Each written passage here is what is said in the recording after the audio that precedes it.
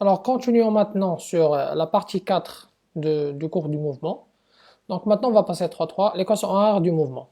Alors, on va reprendre l'activité précédente. On considère l'enregistrement suivant. Donc, on a le temps consécutif entre deux points de position consécutive est temps égal à 40 millisecondes et la distance entre deux points est de 1 cm.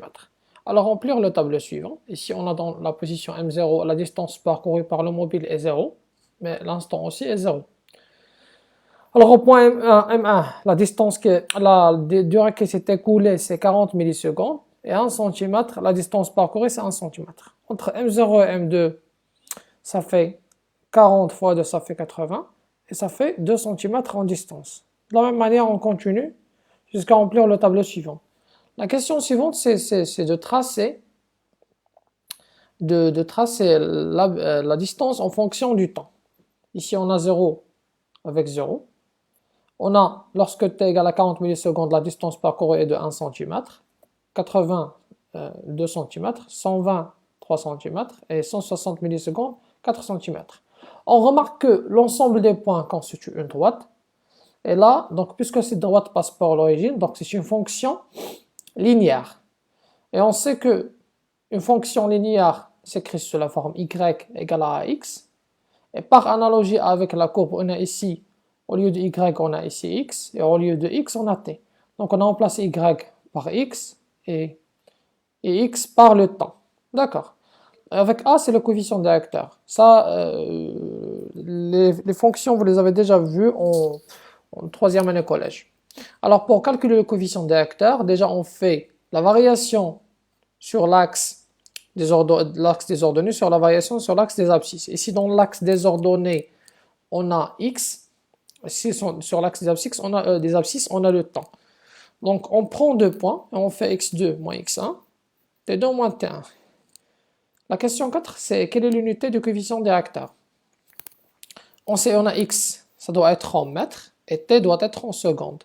Alors ça va être mètres par seconde. Donc x est en mètres, t est en secondes, donc a est en mètres par seconde. Alors quand on présente le coefficient des vecteurs de la droite, puisque l'unité du coefficient des vecteurs a est le mètre par seconde, et l'unité de la vitesse est le mètre par seconde, donc le coefficient des vecteurs représente la vitesse moyenne Vm. Alors, maintenant on va calculer le coefficient des vecteurs de cette fonction. Alors, pour calculer le coefficient des vecteurs, on doit prendre deux points. Le point A et le point B. Le point A de coordonnées T1, X1.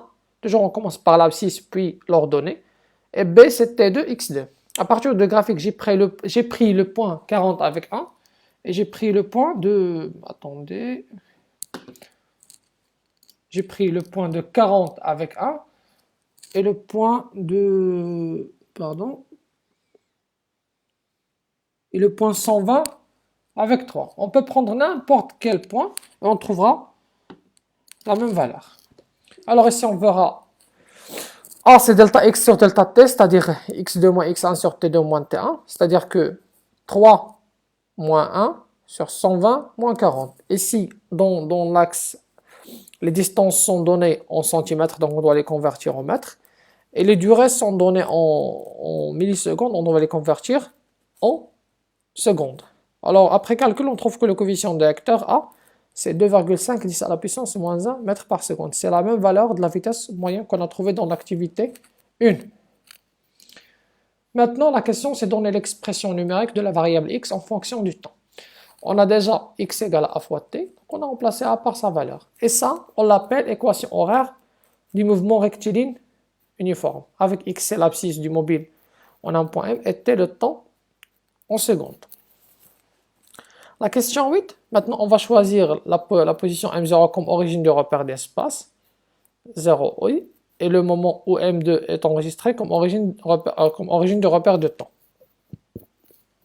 C'est-à-dire qu'on a commencé, qu'on a déclenché notre chronomètre, si on revient à si on reprend ici, c'est-à-dire que on a commencé à mesurer les distances à partir de M0, c'est-à-dire ici M0 sera 0, M1 sera 1, M2 2, M3 3, M4 4. Mais on a commencé l'enregistrement des temps à partir de M0, c'est-à-dire à M0 le temps était 0. Mais avant M2 on n'a pas calculé la durée parcourue. Donc ici, M0, ça sera 0. M3, ça va être 40. M4, ça va être 80 et ainsi de suite.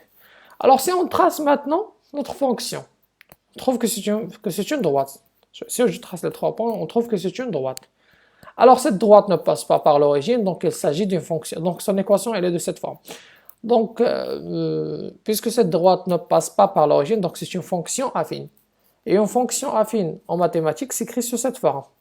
Y égale à ax plus b, normalement. Ici, dans l'axe des ordonnées, on a x, et dans l'axe des abscisses, on a le temps. Donc x de t, ça va être at plus b. Donc c'est la même relation précédente, sauf ici, on a un plus b. On a a, c'est le coefficient des réacteurs, b est l'ordonnée à l'origine du temps. Alors, ce qu'il reste maintenant à faire, c'est de déterminer l'ordonnée à l'origine. À l'instant t égale à 0, on a, si on remplace ici t par 0, on a a fois 0 plus b. A c'est déjà 2,5 10 à la puissance de moins 1, c'est 0,25 fois 0 plus b égale à b. Pourquoi? Parce que là, on la tire de la courbe. C'est-à-dire, l'image de 0, c'est 2. Parce que ici, c'est 2 cm. Alors, j'aurai b égale à b, et à partir de la courbe b, c'est 2 cm, c'est 2 10 à la puissance moins 2 mètres. Et par conséquent, l'équation horaire du mouvement du point M est 0,25t plus 2 fois 10 à la puissance moins 2. Alors, pour conclure, l'équation horaire du mouvement rectiligne uniforme s'écrit sous cette forme. X de t égale à la vitesse moyenne fois le temps plus x0. X, c'est l'abscisse du point à un instant t, Vm, c'est la vitesse moyenne, t, c'est le temps, et x0, c'est l'abscisse initiale à l'instant t, c'est-à-dire la position de mobile à l'instant t égale à 0. Et merci pour votre attention.